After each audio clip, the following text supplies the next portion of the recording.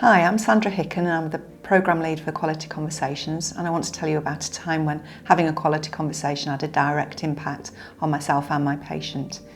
So I'm a physiotherapist by clinical background, and I was working with a patient who'd got cerebral palsy. That meant that he'd got profound physical difficulties and meant that he was in pain quite a lot of the time. He was in a wheelchair 24 hours, well obviously not at night, and had care 24 hours a day and needed support with all aspects of his life.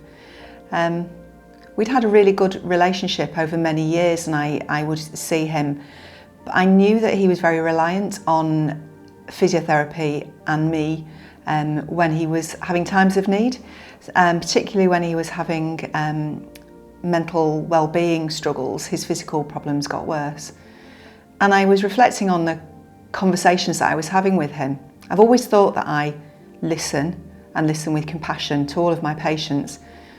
But I realised a lot of the time when I was thinking about it, I had preconceived ideas about what his problems and difficulties were. And so I made a real effort to stop and listen to what he'd got to say. And one of the things that was really important to him was to go back to university and to do a master's and ultimately a PhD. And I knew that, but I hadn't ever really heard it properly. And we'd been having conversations about pain and what I could do to support him.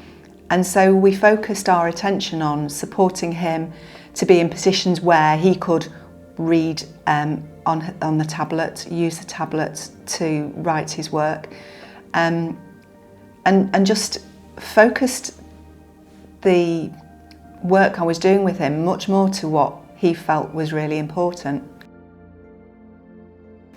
The other thing that I did, and none of these conversations were very long because he had significant communication difficulties because of the physical problems.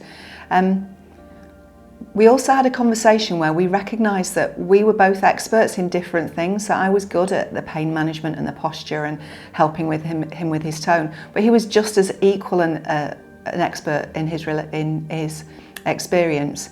He'd overcome lots of things before, and helping him to see that made him less passive in our relationship. He took a lot more control, and because of that, he then needed to see physiotherapy less. He was very knowledgeable about when he did need it because things changed and his condition needed physiotherapy, but he also wasn't quite so reliant on it anymore. And he felt that he'd had a much better experience of physiotherapy, that it benefited him more effectively. And I felt a lot more job satisfaction because I felt I really got to the nitty-gritty of what he needed.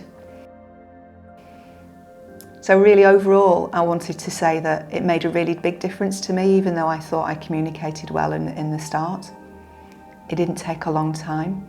The conversations I had were short. They were over a number of different episodes, but it really made a difference.